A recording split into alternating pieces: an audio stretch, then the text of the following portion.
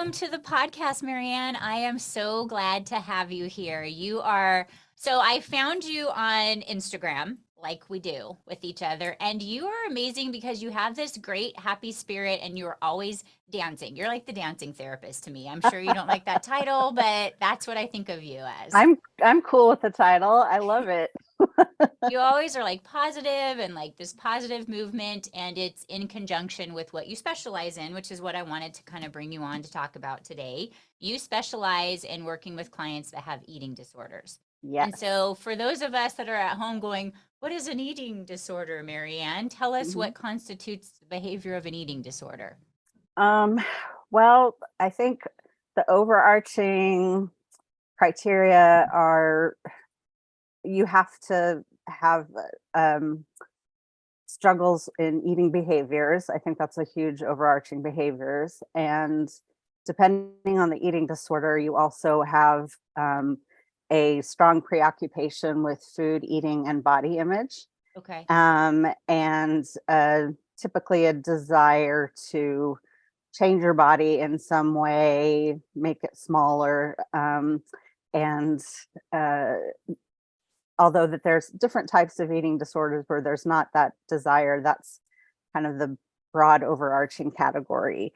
And it's kind of that obsessive thinking about food, eating, and body image is the overarching behavior and theme and everything. And one thing that I've found to be true is that a lot of people with eating disorders, not everyone, but a lot of people with eating disorders tend to be high achieving as Ah, well. interesting. Do you Yeah. think there's a correlation with, because I consider myself unfortunately guilty of being a high achiever. Is it because we want to have control and that seems like something that we can control, or what do you attribute that to? That's a good question. And I totally can't relate to being a high achiever at all. Not at all. I can't. No.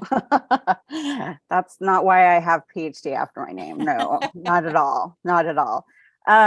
So like, a lot of people ask me that. They say, well, it's just they want control, but it's really an illusion of control because it's really the eating disorder that's controlling you, Oh, and you actually good. have less control over your life because you're thinking about food, eating, and body image 80 to 90% of the time, and that doesn't leave a lot of room for you to live your life.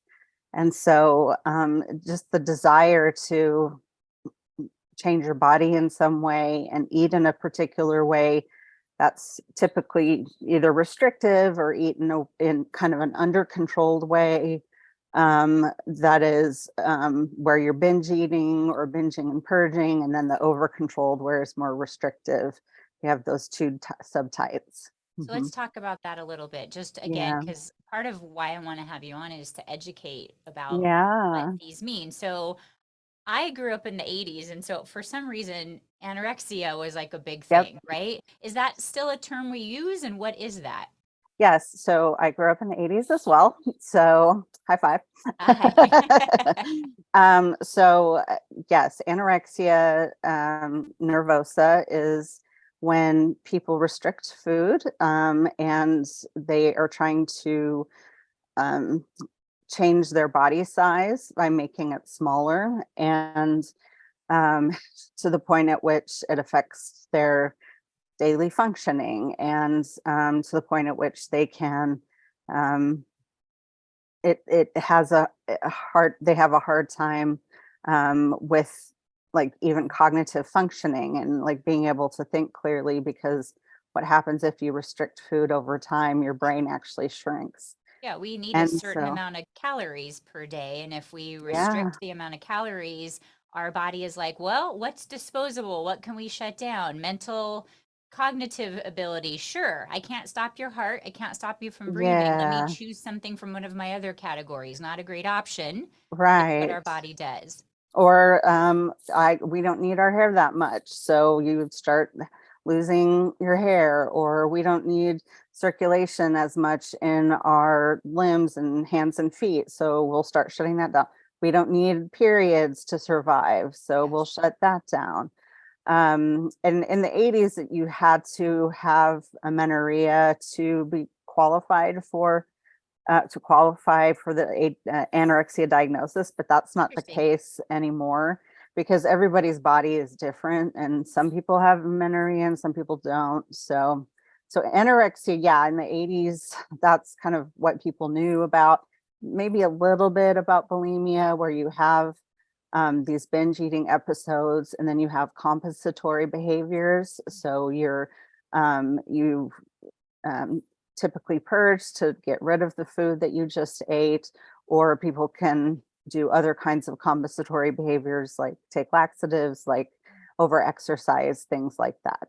So what So I hear you saying is it's possible to both want to control your caloric intake and simultaneously have these like urges that come on to eat a large quantity of food, and then you want to do something to get rid of it because I'm imagining you feel guilt and shame around it, or there's something that happens where then it's this vicious circle where you control to the point where you are starving probably, and then you intake a lot and then you try to get rid of it rapidly. yes, if that's the binge purge subtype of anorexia, but then Okay. there's the restricting subtype where people just restrict and restrict and restrict, and there's no binging or purging. So there's the anorexia restricting subtype and the anorexia binge purge subtype, and Okay. then bulimia, which is a different category. And there can be restriction in bulimia, but it's kind of not the main thing. It's the binging and purging. And That's that the would main thing. be like, do you have to do it over a certain period of time or a certain amount of times per day in order to have that diagnosis for bulimia? Yeah, it's once per week for 3 months. Okay. Okay. Yeah. And I Mhm. imagine that does quite a bit of damage to the enamel on your teeth. I mean, we're talking about Um, the damage to our body, but I have certainly met clients where their dental issues are incredibly poor as a result of all the acid that's in our bile and just, yes, and I have an eating disorder blog that's been out for five, I think 5 years, 5, 6 years. And I interviewed a dentist about eating disorder issues in the teeth. And he said, which I totally didn't know, that anorexia also causes a lot of damage yeah. because that's another, non-necessary, Yeah. area of your body. And sometimes people with anorexia have struggles with acid reflux, GERD as well. So you have anorexia and then bulimia, and then you have binge eating disorder, which is a newer diagnosis that just came out in the DSM-5 in 2013. And that's where you have the uncontrolled, out of control binges, which occur over a 2 hour period where you feel like you just can't stop eating, and it's a relatively large amount of food. And then there's no compensatory behavior. So there's no trying to get rid of it. And that in order to meet that diagnosis, you have to do it once per week for 3 months. Wow. So how many, if you know, how many people would you guesstimate have a form of this disorder in the United States? Like all eating disorders, I'm total, just curious, like what percentage of us are struggling with something like this? that's, I don't know the total of all of the eating disorders. I know binge eating disorders has the highest percentage. It's like 5 to 6%. Oh, pretty Anorexia, significant. yeah. And then anorexia, it's like 0.5 to 1%. And then I think bulimia is like 1 to 2%. And then there's a fourth diagnosis that's called ARFID, which is Avoidant Restrictive Food Intake Disorder. Yep, And hearing more that's, about that a lot these yeah, days. yeah, this was also a new diagnosis to come out in 2013. And that's when people have issues with the process of eating or the actual food. And so they eat a very select amount of foods. There's a lot of there can be a lot of sensory issues with food. And there's absolutely no desire to want to lose weight or change their bodies. In fact, they're like, I just want to be able to eat so I can go to a pizza party with my friends, you know? Yeah. Yeah. So I think my practice, although I see all eating disorders in my private practice, I probably specialize in binge eating and ARFID. But I absolutely have clients with anorexia, both types, and bulimia.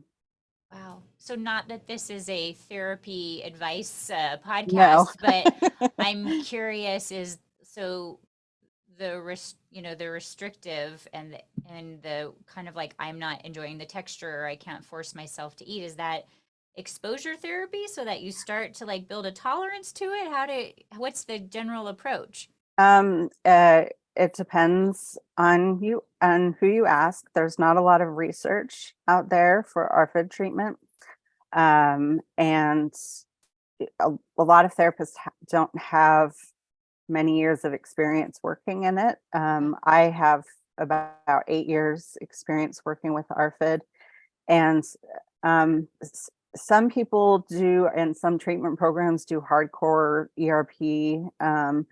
Uh, I don't do hardcore ERP. I think sometimes we can do some what's called food chaining, where say you like certain like white bread, Okay. and so you're you eat white bread all the time, and then it's like, okay, let's see if we can get you to a different brand of white Uh, bread. okay. So it's like this very slow thing. Yep. I think a lot of people with ARFID, not everyone, but a lot of people are neurodiverse. And so you have to really attend to the neurodiverse piece. And one thing that's very important to me is to respect the sense of agency of people who are neurodiverse. And I think kind of really shoving ERP at them, or like a hardcore CBT program, is not helpful, and actually can increase anxiety and cause them to eat less. So we want them to feel a better sense of agency and teach them ways to manage their anxiety, which will eventually help, broaden a little bit of what they eat. But they're never going to eat exactly like everyone else. And that's okay. It's just you want them to be able to function when they go to dinners with friends, or, you want to make sure that their weight is stable and their health, because sometimes I have, very underweight teens, especially, that we need to um, weight restore. And so we got to get them back up. But, so mine is, I do a very gentler way of treating ARFID, that's very much based in self-compassion and self-agency, because I really want to respect that, because a lot of people don't get that, who are neurodiverse, and they've they've experienced a lot of not great things because of it. Well, I hear what you're saying is some very well-intentioned parents are like, hey, you're Yeah, not going for to have sure. nutrition. It's my job to get you like through childhood with growth and nutrients. And then they're not understanding that there's the emotional component, which is where someone like yourself would be extremely helpful to help bridge the gap of having the parents have an understanding and then also hold space for the client. So it sounds like you're doing some incredibly important work in a very new frontier for us. Yes, it is a new frontier. It's emotional work, it's psychological work, it's like really creating a safe space for them, so they feel respected, so they feel like they have a voice. It's really, really important. I love it. I love working with I love all of it. I love working with eating disorders, and I think that comes out in my It does. Instagrams, Your joy comes Yeah, out. I love this is what this is my calling. This is what I mean to do my whole life. Yeah. Well, that's why I brought you on as the expert to talk about this. So Woo! let's shift it to relationships. Yes, we've Okay. talked about parent-child relationships, but okay, when I think of food sometimes I think of lots of different things, but when someone's first starting to date, there seems that period where you're going out to eat a lot, right? Where there's like Yeah.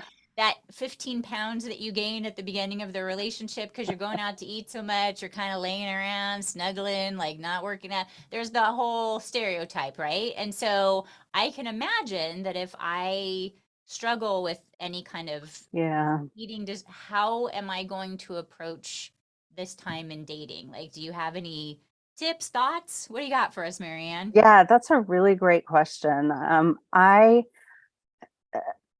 I work with a lot of, and I have over the years, I've worked with a lot of people who are dating, whether it's in their 20s or in their 40s. And it's a great time and an exciting time, but it's also very, Triggering, I bet. it's very tricky. It's anxiety producing and all those things. And I think the biggest concern my client has is that um, I don't want the person to know, that I struggle with these issues. And so how can I hide it? And so a lot of energy goes into trying to hide their issues with food and eating and body image. And then when you throw sex into the ring, it's like, I don't like my body and they're going to see me naked and I don't like myself naked. And how can I make sure that the lights are off, when we have sex and things like that. And so it's a struggle. And so and then the issues with vulnerability come up, because I think that's another thing that I have found to be very challenging for my population. It's really hard for them to be vulnerable. And so when they're becoming vulnerable with someone, that can increase their anxiety quite a bit. And it can also get them to, um, you know, engage more in eating disorder behaviors. So I guess it's from your question, and just like everybody kind of relaxes and when they're first dating, and it's like, well, it's if you have an eating disorder, it's actually not that relaxing, Absolutely. Yeah. yeah. Because And it's you, I imagine that you feel like it's just a matter of time until they find out about the yeah, ways that this is a coping skill, right? It's not a judgment. It's not doing something bad. It's we each have to figure out how to get through life. And as you said, when you're a high yeah, achiever, a yeah, lot of what happens is I don't want to be vulnerable, kind of that. I don't want to be out of the ability to manage how people think about me. I want to manage it yeah, for them. And so I've used this as a tool to give me some sort of release valve or way to like just inhabit my own space when I'm by myself, to like let some of that go. And so I'm yeah, imagining if I'm dating, we're going to start getting closer, and they're going to, maybe this person is going to notice that I only eat white bread or whatever it is that's happening, right? And so right, are right. they going to judge me, want to break up with me if Oh they find yeah, this out about me? Because yeah. food is such a weird thing. I've had people, like, I'm pescatarian, and I've had someone date me before who's like, nope, I don't want to date you because I've always visualized having a backyard barbecue and that doesn't include fish, that's a steak. And I'm like, what is happening right here? You're having What? like a whole story outside of me, and I'm like not even involved. But we Oh. are weird about food. Yes, we are. And and that doesn't even cover all the cultural expectations and the cultural narratives around food as well. I do want to say that I did my grad school in Texas, and Oh, I was meat a veg capital. yeah, I was a vegetarian at the time, and oh my gosh, I was dating this guy, and he was in disbelief. He's like, "You really don't eat meat? You don't eat meat?" Like, he's like, "Come on, just eat some meat." I'm like, "No, I actually don't like it that much." "You really don't eat meat?" It was just outside his understanding. It was Like you so just said you funny. were a serial killer and he No, was I'm serious. unsure how you He's got a here. serial killer. Yeah, absolutely. So yeah, there can be a lot of judgments, and another thing that people feel concerned about is, when do I disclose? When do I disclose that I struggle with these things? And so I coach people through that. And it's what I tell them is, it's your story and you own this story. So, and it's your choice when and how much you want to disclose. And and don't do it until you feel like safe and secure with the person. I love that because what I worry about for my clients dating is that we often seem in a rush to create a connection. And so for some of us, we think that connection is built by sharing.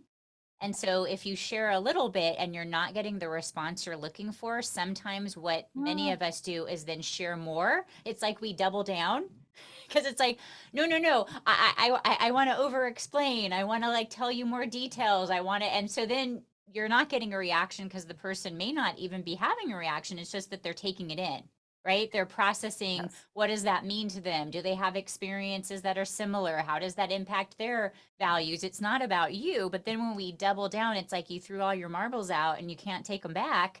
And so then you're really feeling guilt and shame and not acceptance and wondering what this other person is thinking about you and you've left your body.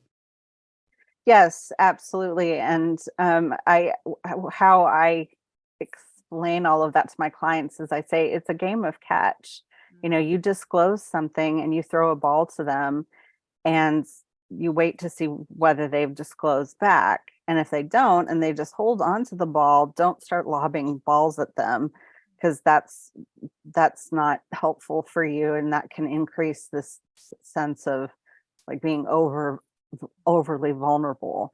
Yeah. And so, you know, and you may throw a ball and it be like 2 weeks later and then they throw the ball back at you, but that gives you data. Like that's what dating is. Dating is, it gives you data to know whether you want to move forward and whether this is the type of relationship that you want. And so that's when I break it down that way, they're like, okay, data, you know, they, it helps them just feel less caught up in the romance and about it. So they're just, okay, I'm just gathering data. I'm just gathering data. It's like, yeah, It sounds like it's a good space for your clients to also start trusting their intuition and maybe yes, start valuing that what you said is beautiful. It's my story to tell and how much I want to tell it.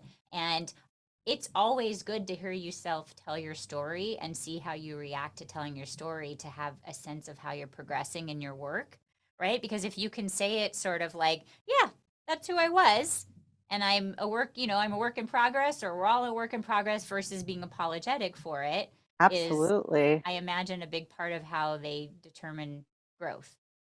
Yes, and that's what I get them to do, because is to start disclosing that they're struggling with this with like loved ones. Now there is a huge caveat, and that's cultural, racial kinds of things, and that's depending on a person's culture, race, whatever, disclosing this um, it might not be taken well. And I don't Oh, want to overgeneralize, but sure. that's one thing that I assess, you know, because I'm white, I have white privilege. I don't want to assume that I understand other people's, you know, BIPOC Right. individuals' cultural experience, or people who are immigrants or whatever. And so, you know, because I've, you know, this is San Diego.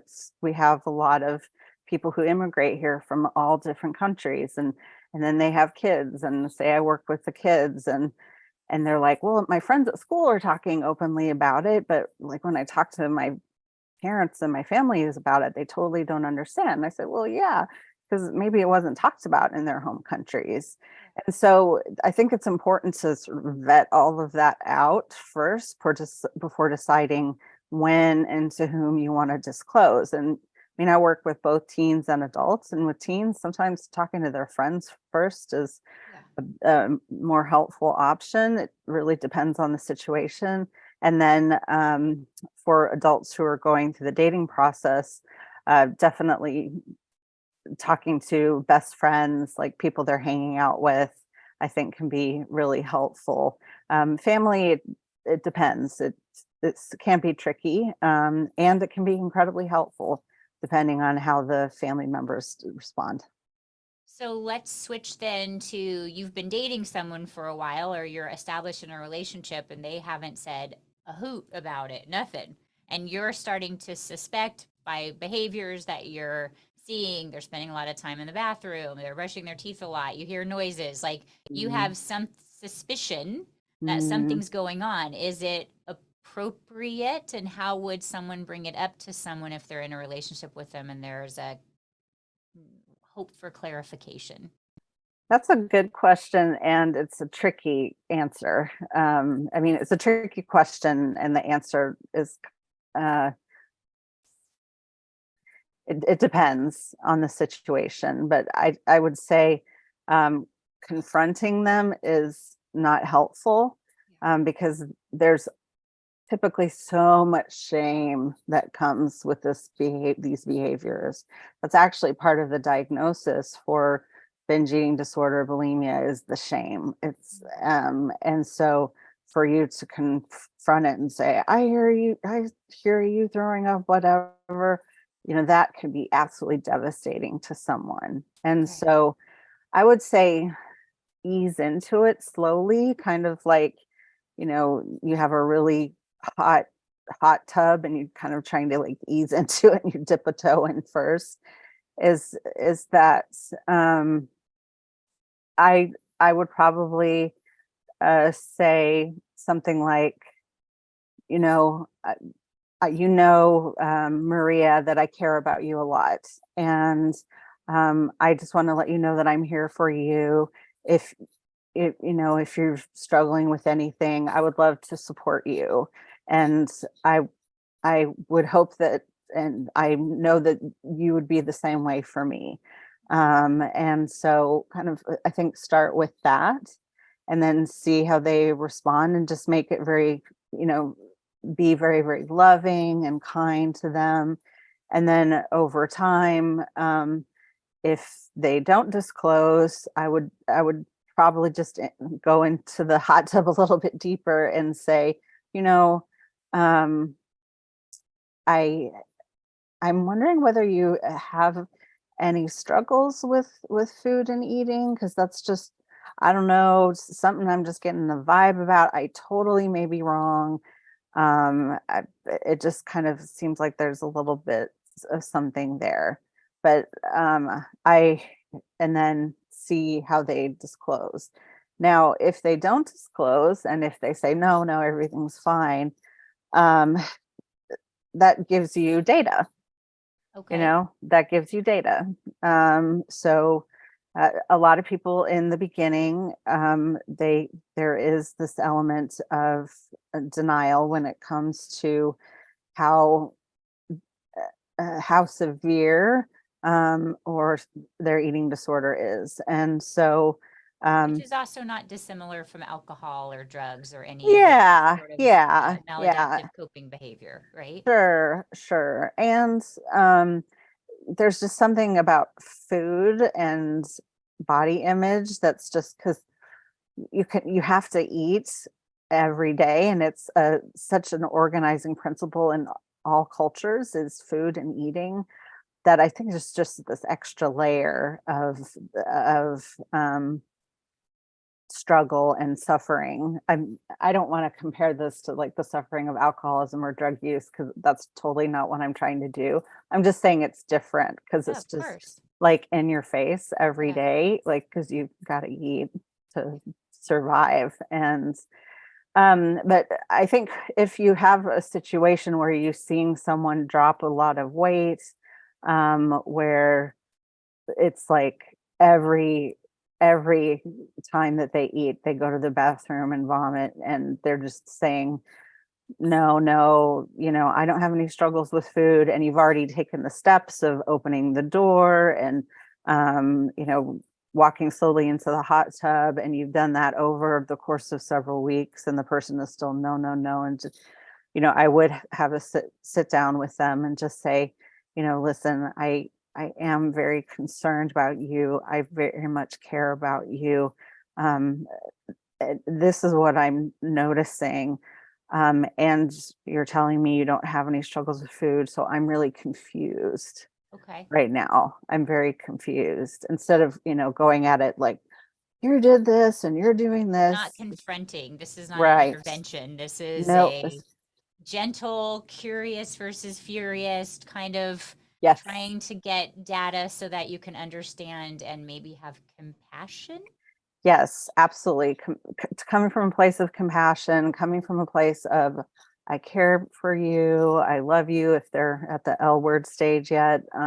And I just want to be there to help you. And how can I help?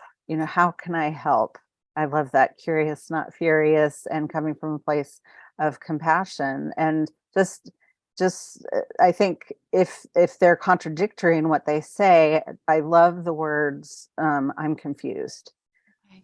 Yeah, I'm confused, or I'm unclear, because that's so non-blaming. The person is, it won't put them on the defensive. And or you can also say, help me understand. Yeah. I'm confused, I'm unclear, or help me understand because this is going on. And I did ask you whether you had food issues, and you said everything's okay, and yet I'm seeing this, and I'm kind of confused, and I'm just not sure what not to think, and I love you and I really want to support you. So how can I support you? So, but you need to take a lot of steps before having that conversation in terms of opening the door. And also it depends on how long you're dating and your level of closeness and things like that. But it's challenging to navigate on both ends, because as if you're the partner, you don't want to turn into the food police either. And you want to make sure the person gets the right help. Yeah. Good. Wonderful tips. I appreciate you talking about that. So I want to shift to something that I saw you post on social media that I'm like, what? People would actually ask this? So I'm going to read it. That I got the question right. Is you put a call out on Instagram for people to respond. When is it okay to comment on somebody's body? And I'm like, what? Somebody would do that? What? Your question obviously comes because this happens in the real world. So your response is what, Marianne? Never. Never, never, ever, ever, ever, ever. Yes. I'm assuming people are doing that because they're being curious versus furious. I want to hold them in a positive perspective. I think people just are not putting their filters in place and considering what that. I don't know. I had a coworker one time that used to ask every woman if she was pregnant in the elevator, and I was like, why? Yeah, I know. It's complicated because I mean, I'm a woman in a large body, and so people make comments about my body on social media, and I knew what I was signing up for when I started the dancing videos. And I'm like, I don't care. I'm going to do them anyway because they bring me so much joy and they're fun. I mean, I sometimes watch my own videos because they improve my mood. I get it. Your I'm like, videos improve my mood. I'm like, I wish I was dancing in my office like my friend over there is. yes, I'm like, it's not totally not about ego. It's more about like, okay, because I just put it all out there and I'm very Yeah. silly and fun, and it's yeah, it's a lot of fun. So um but I knew because I'm in a large body that people were going to body shame me because that's just part of being a person in a large body in today's world. And I think people I mean, Brene Brown, when her first TED Talk went viral back in, I think it was 2011, she did a follow-up TED Talk to share like what the fallout was after Mm, the first TED Talk. And, at the time, she was not in a large body by any means. She was what's called straight sized. Like she could go into any store and buy clothes. She doesn't have to go to like a special store or anything like that. So she was straight sized, but she was body shamed, and people made so many comments about her. So it's part of oppressing and marginalizing women especially, and people in general. And sometimes it's cultural, um like one of my friends is married to someone, my friend is white and she's married to someone of a different culture, and they're always like, food is love, right? So they're like, eat, food, It's a food. And connection. yeah, it's a connection. And then they're like, oh, you look like you've gotten fat. Ah, but that's just it's just part of the culture. And that's where, when I'm working with families, I say, okay, yes, it's cultural and it's not helpful. So it's not helpful. So how can we change the way we talk about it? And families are so, if the families are fully invested, they're like, we'll totally change it. We won't talk about anything. We just want our kid to get better. But yeah, it can be very challenging, but like I grew up, I mean, I'm recovered as well. I've long recovered many years. But I grew up in a family where they made comments about my body all the time, even well into adulthood, and I had to set the boundary multiple times. Just please stop talking about my body, please. It's just a weird, unfortunate thing about this society, and it's not okay. Like, because you don't know what's going on with the person, you don't know why a person looks a certain way, and it's none of your business anyway. So Thank you. Thank never. you. I often tell, because, I see lots of couples and one partner might be like, well, my partner's gained some weight and I think I should talk to them about it. And I'm like, do you not think they Why? have a mirror? Like, we are a society that is very in love with looking at our image, and we are always very aware of what we look like. And if we wanted to do something about it, we definitely would have the ability to do that. So we don't need you to point that out. But yes, Right. thank you And for reiterating what needs to be said. yeah, well, and also it's like what's going on inside of you that you feel like you need to say something. That's my curious. That would be what I would be curious about. It's like, what, I mean, do you have your own biases against people in larger bodies that you need to address here? Like, is this a deal breaker for you? If so, like, we need to have a conversation, because and where does that come from? And why is, like, are you seeing your partner's appearance as a reflection on you? Like, there's so many levels to that. So I'm glad you brought that up. Well, I am really grateful to have you on the forefront of leading this conversation, because I think it's long overdue and we need more mental health role models to kind of step up and start these difficult conversations, because they're difficult but they're necessary. And so I want to leave with a quote that I took from you that I think is beautiful, and then you're going to tell me what inspired the quote, please. You said, take care of what is around you, take care of what is within you. Love that. What was the inspiration for that, Marianne? Um, because we have value.